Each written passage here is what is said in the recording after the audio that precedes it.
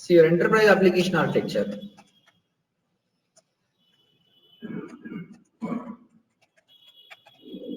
So how this will be designed? Enterprise application architecture.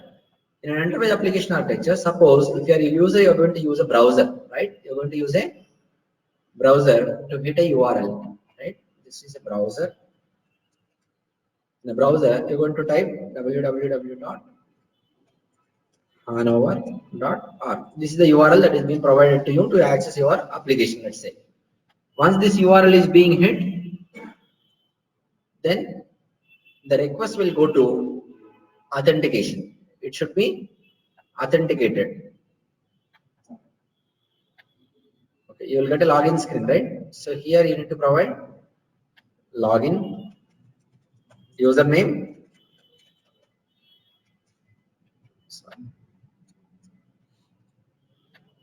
So it will go to a login screen. I'll write down here.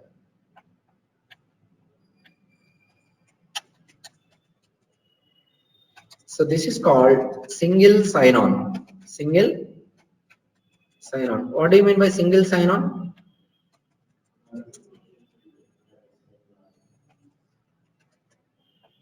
So generally login ID is equal to operator ID, right? Single sign-on means, see, suppose if you go to Google has multiple different application servers for different products. It has like Google Drive one product, different application server. YouTube is a different application, and Gmail is a different application. What else? AdSense is a different application. AdWords is a different application. All these are different application servers. Any URL you type, let's say google.gmail.com, mail.google.com, drive.google.com, or you type adwords.google.com, adsense.google.com, any URL you type, it is going to ask you for a sign in. That login page will be common. It's a common place where any URL related to this customer you type, it will go to a common login screen. So this is called single sign-on. This is called single sign-on. So n number of applications, one place for sign-in process. At this place, authentication will be done. So once it reaches login screen single sign-on, from here it is going to hit authentication. Authentication, it will go to LDAP server. LDAP server purpose is, it is for authentication. It is for authentication. Look at here. So from browser your request will go to single sign-on. From single sign-on it will go to LDAP server, authentication purpose. So here you have, this is like a DB, database of records, all the records. Verify operator ID and password records there, and matching. It is matching or not, it is going to verify. If not matching also, it will revert saying that some wrong ID and password. If it is not at all there, user ID does not exist, some message. Depends on how you give it. This integrations and all we will not do generally. It will be done by tech leads and some LDAP teams will be doing this configurations and all. But connections we have to make from here. Now, so after it reaches LDAP, what is the next level? Next level, it will go to. So in between, you have load balancer, right? You have load balancing server.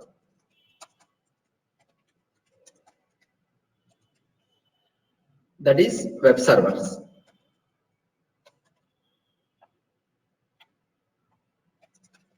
Web servers. It can be anything. Okay. So now from here, the request will go to load balancing server. From load balancing server, where it will go? From load balancing server, it will go to one of the application server. So now this is application server. So from load balancing, I think you already know about all these things, those who are already working. So now at this place, what happens? Here authentication will be done. So here authentication will be done. So now here what happens? Here authorization will be done. Okay, here authorization will be done. Okay, now look at here. Once it go to application server,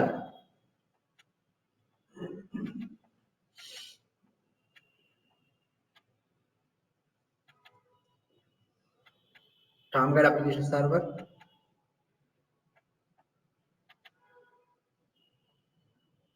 on the application server they will configure which path it has to go to.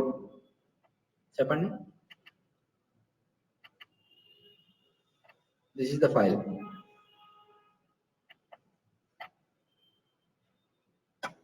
So it will go to, on the application server, it will go to this some folder path. I will copy. This path is not same everywhere, but this is same, like PR web, WebINF, this is same. Initial C drive and all, it might be something else. Hey, where is this man? It will go to this path, and here what it is going to execute? It is going to access a file. What is the file? Web.xml file. In web.xml file, it is going to read a servlet. It is going to execute PR web. PR web is a var file. So PR web within that PR servlet. It will read the, okay, once it comes, it will execute PR web, and now it will go to execute a servlet, that is PR servlet. Spelling out, na?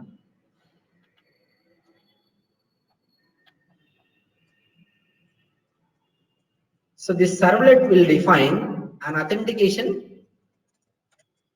auth service. You know service rules, right? What will be there in a service rule? For processing purpose, which rule, service rule is going to call? In a service rule, processing will be done by which rule?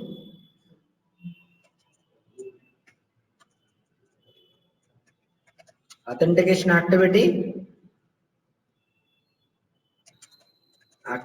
or and timeout activity. So it is going to call authentication activity and timeout activity. Those activities I will show you. Once it comes to PR servlet, after it reaches PR servlet, in the URL you can see, it is going to find out authentication service. I'm sorry.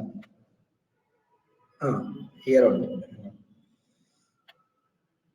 Authentication service.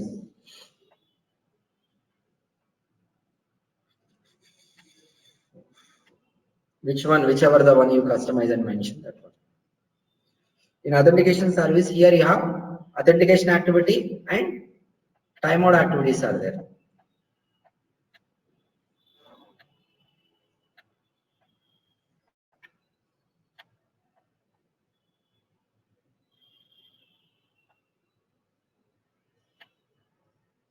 Give me 1 minute.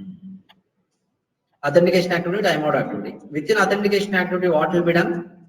OBJ open. Which table it is going to open? Operator table. So from operator table, what it is going to load? Load access group. Once access group is loaded, from access group, what it is going to load? Next, it will load all these things: application, portal, roles and role sets, some of the things, everything else. It is going to load. Now, if operator table record is not found, then unauthorized access. You do not have access to this application. It will be reverted back to your login screen and says that there is no operator ID available.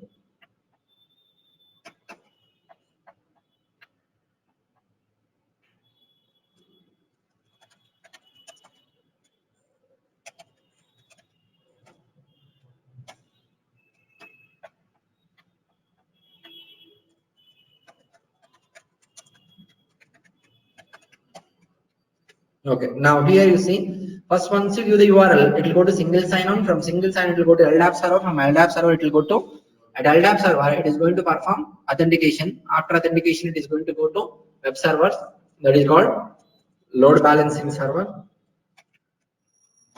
I believe I have given it top. Load balancer, it will go to application server. At application server, it is going to read web.xml, it will read PR servlet. From PR servlet, it is going to identify authentication service. There will be authentication activity. It is going to do obj open of. Let me open authentication activity. In the authentication activity, it is going to do obj open on which table? Operator table. On operator table, and after that, it is going to either load access groups, or if not found, obj open fails means if step status is good, okay, it will proceed with authentication. Else it is continuing and looking at something else. Load model operator something, error situation. This is error, I believe. Okay, error situation. It is going to display error page to the users. What we have error pages and all. Some stream error display will be there.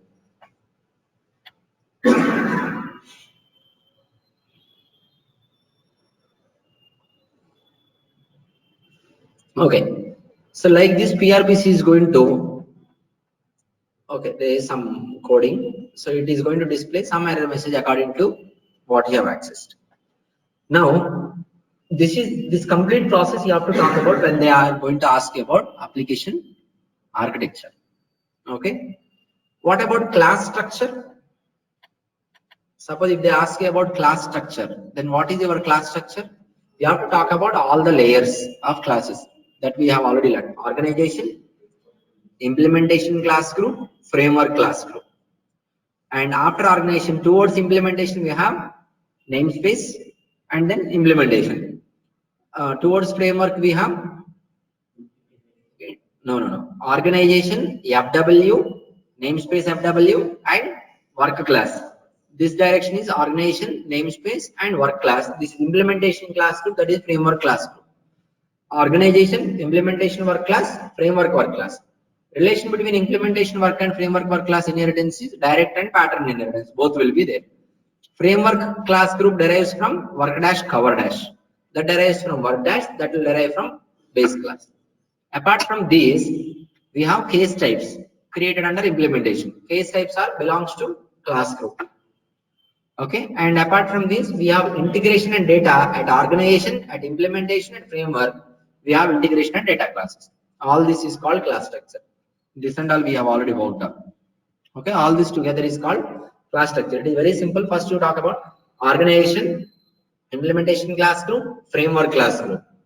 Implementation class group derives from framework class group. It will derive from work dash cover dash. And we have case types defined under implementation and frameworks accordingly. And apart from this, we have data and integration classes under at each level: organization level, implementation level, and framework levels. That's it. Remaining additional is up to you, what you add additional layers. This is simply class structure. So this is about application architecture. That is about class structure. You can go through the document and look at it. Everyone clear about this? And okay, so yesterday I have told you, right, how to go ahead and prepare for interview and all. So you just follow the same process and do appear for the interviews. Okay, so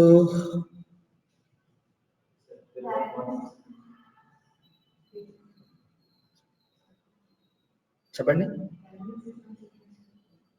Dynamic system settings, huh? No, I will give you a video on that.